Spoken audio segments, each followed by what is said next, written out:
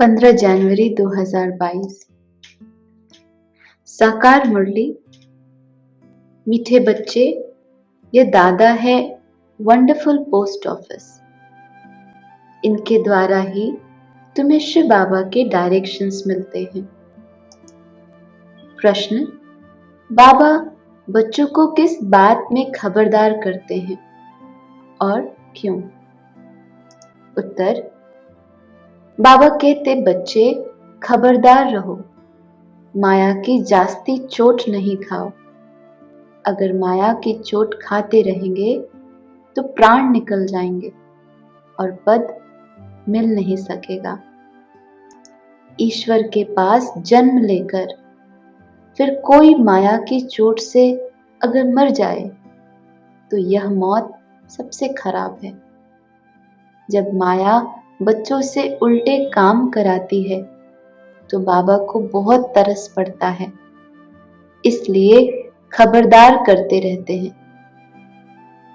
गीत तुम्हारे बुलाने को जी चाहता है। ओम शांति। बाप को बुलाने का समय होता ही तब है जब मनुष्य मात्र दुखी होते हैं, क्योंकि विकारी बन जाते हैं। दुखी किससे होते हैं यह भी तमो प्रधान मनुष्य नहीं जानते। दुखी करता है 5 विकारों रूपी रावण। अच्छा, उसका राज्य कब तक चलता है? जरूर दुनिया के अंत तक राज्य चलेगा। अब कहेंगे रावण राज्य है। राम राज्य, रावण राज्य, नाम तो मशहूर है। रावण राज्य को भारत में ही जानते हैं। देखने में आता है दुश्मन भी भारत का ही है। भारत को रावण ने ही गिराया है। जब से देवता वाम मार्ग में गए अर्थात विकारी बने हैं। दुनिया यह नहीं जानती भारत जो निर्विकारी था वह विकारी कैसे बना। भारत की ही महिमा है। भारत श्रेष्ठाचारी था, अब पतित है। जब से पतित बनना शुरू किया तब से भगत पुजारी बने हैं। तब से ही भगवान को याद करते आए हैं। यह तो समझाया गया है कि कल्प के संगम युगे युगे बाप आते हैं। कल्प के 4 युग तो हैं, बाकी 5वें संगम युग का किसको भी पता नहीं। वह तो संगम युग बहुत कह देते हैं। कहते हैं युगे युगे तो कितने संगम हो गए। सतयुग से त्रेता, त्रेता से द्वापर, द्वापर से कलयुग, सभी संगम हुए ना। परंतु बाप कहते हैं कल्प के संगम युगे बाप को आना ही है। इनको कल्याणकारी पुरुषोत्तम युग कहते हैं। जबकि मनुष्य पतित से पावन होते हैं तो कलयुग के बाद फिर सतयुग आता है। सतयुग के बाद फिर क्या होता है? त्रेता आता है। सूर्यवंशी, चंद्रवंशी राजधानी स्थापित होते। सूर्यवंशी लक्ष्मी नारायण का जो राज्य था फिर वही चंद्रवंशी बनते हैं। त्रेता में है राम राज्य, सतयुग में है लक्ष्मी नारायण का राज्य। लक्ष्मी नारायण के बाद राम सीता का राज्य आता है। सतयुग, त्रेता, जरूर बीच में संगम होगा। फिर उनके बाद इब्राहिम आता है। वह है उस तरफ, उनका यहां ताल्लुक नहीं है। उस तरफ अर्थात द्वापर तरफ। द्वापर में फिर बहुत ही आते हैं, इस्लामी, बौद्धि, फिर क्रिश्चियंस आदि। क्रिश्चियन धर्म स्थापन हुए 2000 वर्ष हुआ। कोई कोई थोड़ा बहुत हिसाब निकालते हैं। अब संगम के बाद सतयुग में जाना होता है। यह हिस्ट्री, ज्योग्राफी बुद्धि में होनी चाहिए। गाया भी जाता है ऊंचे ते ऊंचा भगवान, उनको ही त्वमेव माताश्च पिता कहा जाता। यह है ऊंचे ते ऊंचे भगवान की महिमा। तुम मात पिता किसको कहते? ये कोई नहीं जानते। आजकल तो कोई भी मूर्ति के आगे जाकर कहते हैं तुम मात पिता हम बालक तेरे। अब मात पिता किसको कहें?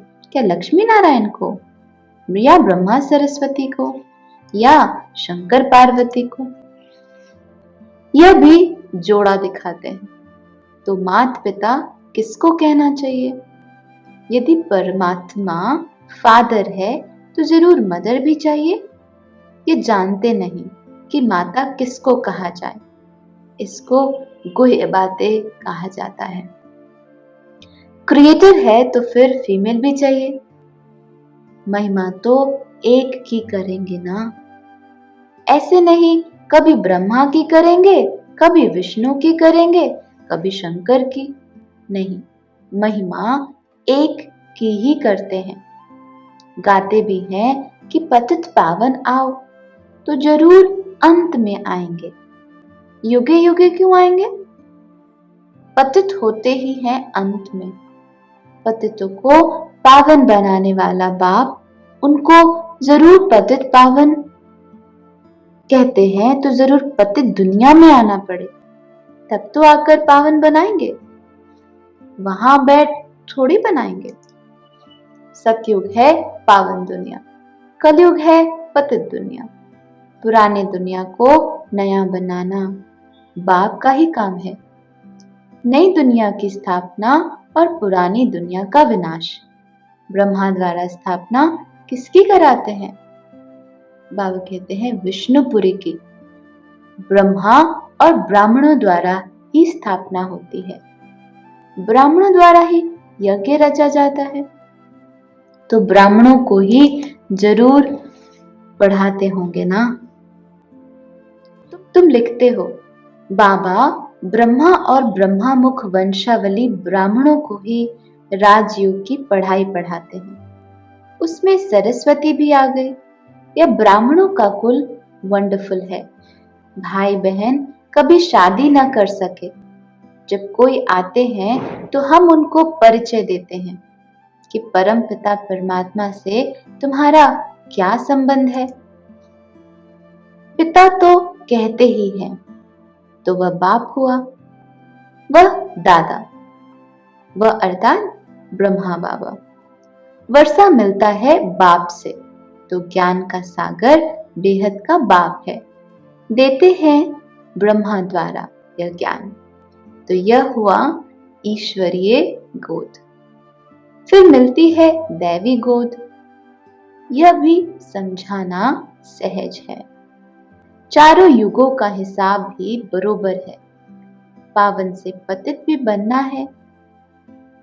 16 कला से फिर 14 कला, फिर 12 कला में आना है।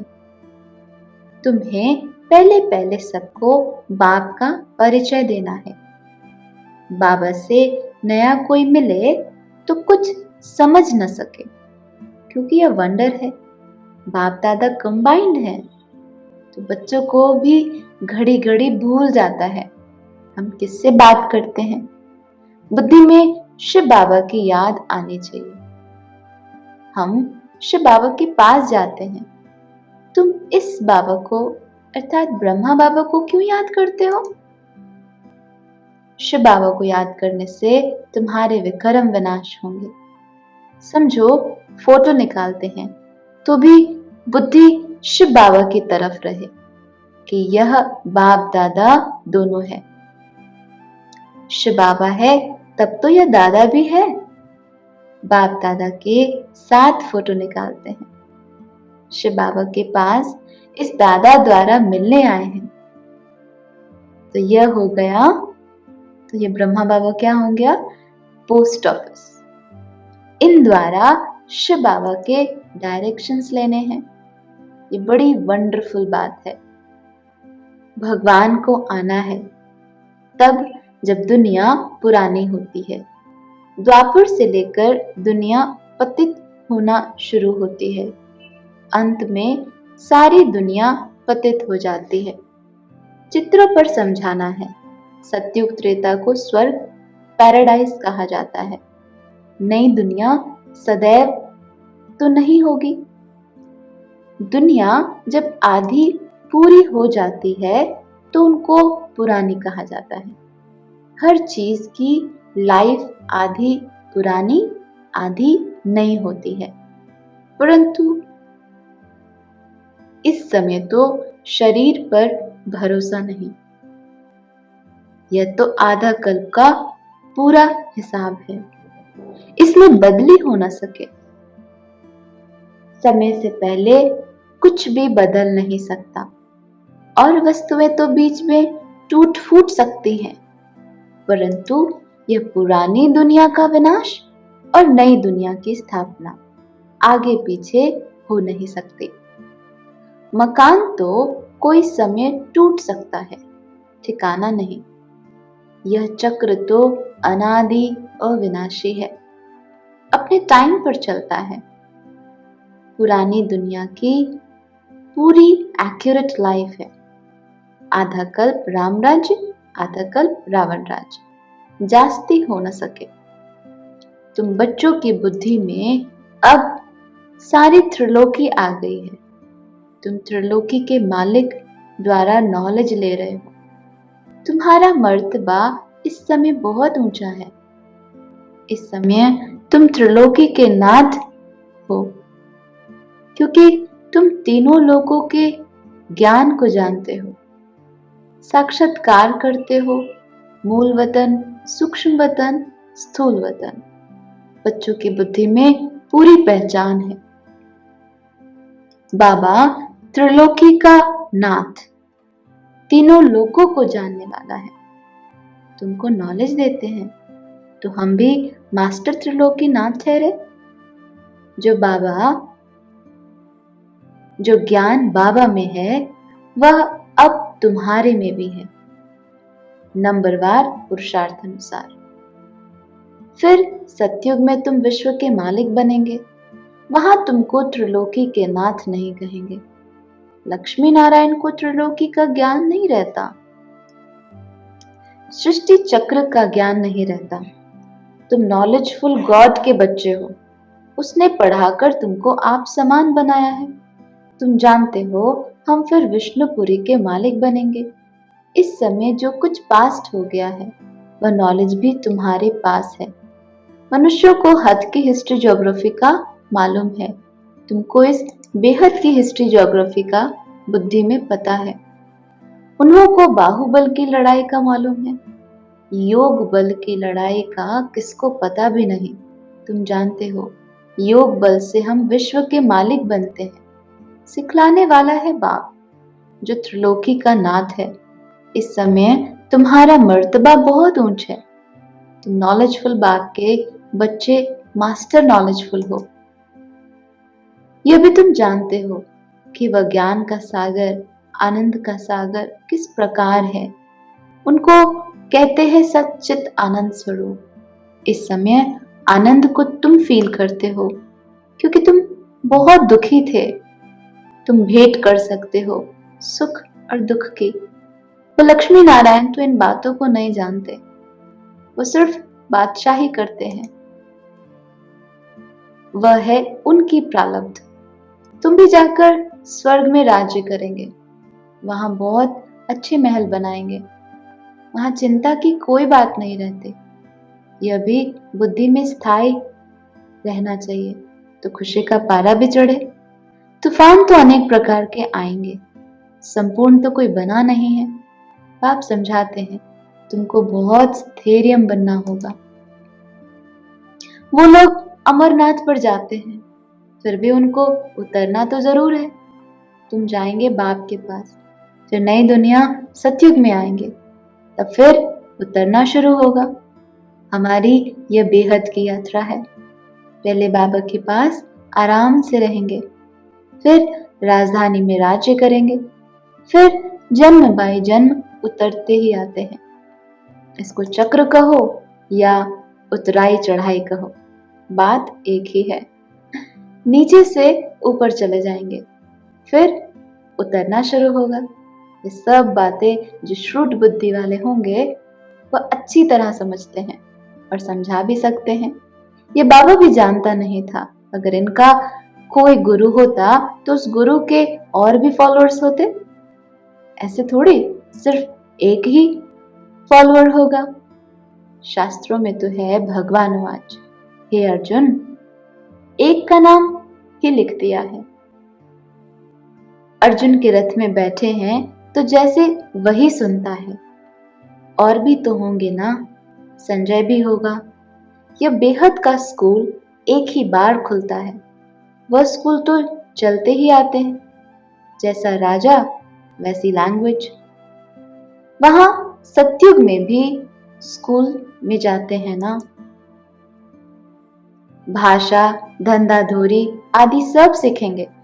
वहां भी सब कुछ बनता होगा।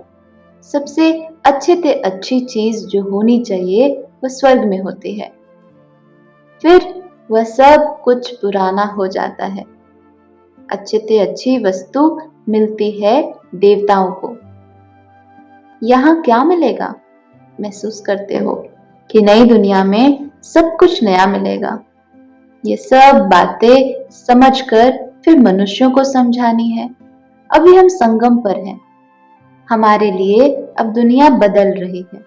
ड्रामानुसार मैं फिर आया हूँ तुमको पतित से पावन बनाने। ये चक्र फिरता है। प्रजापिता ब्रह्मा द्वारा जरूर ब्राह्मण ही रचे होंगे। ब्राह्मणों द्वारा यज्ञ रचा है। ब्राह्मण सो देवता बनेंगे। इसलिए विराट रूप का चित्र भी जरूरी है, जिससे सिद्ध होता है ब्रह्मामुख वंशावली ब्राह्मण ही सो देवता बनेंगे। वृद्धि होती जाएगी। देवता सो क्षत्रिय, वैश्य, शूद्र बनेंगे। यह है संस्कारों की बात। आत्मा के संस्कार देवता से क्षत्रिय से वैश्य से शूद्र हो जाते हैं। अब यह है संगम युग नामी ग्रामी। आत्मा परमात्मा अलग रहे बहुकाल। चढ़ती कला फिर उतरती कला, यह भी समझाना है। पहले ईश्वरी औलाद, फिर देवताई औलाद, फिर थोड़ा थोड़ा कम होता जाता है। तुम पूछ सकते हो कि दुख हरता सुख हरता किसको कहते हो? जरूर कहेंगे परमपिता परमात्मा को। जब दुनिया का दुख मिट जाएगा तो विष्णुपुरी बन जाएगी। ब्राह्मणों के दुख मिट जाते हैं, सुख मिल जाते हैं। यह है सेकंड की बात। लौकिक बाप की गोद से निकल पारलौकिक बाप की गोद में आ गए। यह है खुशी की बात। यह सबसे बड़ा इम्तिहान है। राजाओं का राजा बनते हैं। राजयोग परमपिता परमात्मा के सिवाय कोई सिखला न सके। ये चित्र बहुत अच्छे हैं। ऐसे कौन कहेंगे कि मेरा परमपिता परमात्मा से कोई नाता नहीं है? ऐसे नास्तिक से तो बात भी नहीं करनी चाहिए। माया चलते चलते बच्चों से कभी कभी उल्टा काम करा देती है। बाबा को तो तरस पड़ता है। फिर समझाते हैं, बच्चे खबरदार रहो, जास्ती चोट नहीं खाओ, नहीं तो पद नहीं पाएंगे। माया तो बहुत जोर से थप्पड़ लगाती है, जो प्राण ही निकल जाते हैं। मर गया फिर जन्मदिन मना नहीं सकेंगे। कहेंगे बच्चा मर गया, ईश्वर के पास जन्म ले फिर मर जाए। यह मौत सबसे खराब है। कोई बात राइट नहीं लगती तो छोड़ दो। संशय पड़ता है तो नहीं देखो। बाबा कहते हैं बच्चे मन मना भाव, मुझे याद करो और स्वदर्शन चक्र फिराओ। बस। अच्छा, मीठे मीठे सिकिलदे बच्चों प्रति माता पिता बाप दादा का याद प्यार और गुड मॉर्निंग। रूहानी बाप की रूहानी बच्चों को नमस्ते। धारणा के लिए सार। बाप समान मास्टर नॉलेजफुल बनना है। ज्ञान का सिमरन कर अपार खुशी में रहना है। आनंद का अनुभव करना है। दूसरा, अनेक प्रकार के तूफानों में रहते स्वयं को स्थैर्य बनाना है। माया की चोट से बचने के लिए बहुत बहुत खबरदार रहना है। दिव्य गुणों रूपी प्रभु प्रसाद खाने और खिलाने वाले संगम युगी फरिश्ता सुदेवता भव। दिव्य गुण सबसे श्रेष्ठ प्रभु प्रसाद है। इस प्रसाद को खूब बांटो। जैसे एक दो में स्नेह की निशानी स्थूल टोली खिलाते हो, ऐसे ये गुणों की टोली खिलाओ। जिस आत्मा को जिस शक्ति की आवश्यकता है, उसे अपनी मनसा अर्थात शुद्ध वृत्ति वाइब्रेशन द्वारा शक्तियों का दान दो और कर्म द्वारा गुणमूर्त बन गुण धारण करने में सहयोग दो। तो इसी विधि से संगम युग का जो लक्ष्य है फरिश्ता सुदेवता, ये सहज सर्व में प्रत्यक्ष दिखाई देगा। स्लोगन: सदा उमंग उत्साह में रहना, यही ब्राह्मण जीवन का श्वास है। लवलीन स्थिति का अनुभव करो। परमात्म प्यार के अनुभव में सहज योगी बन उड़ते रहो। परमात्म प्यार उड़ाने का साधन है। उड़ने वाले कभी धरनी की आकर्षण में आ नहीं सकते।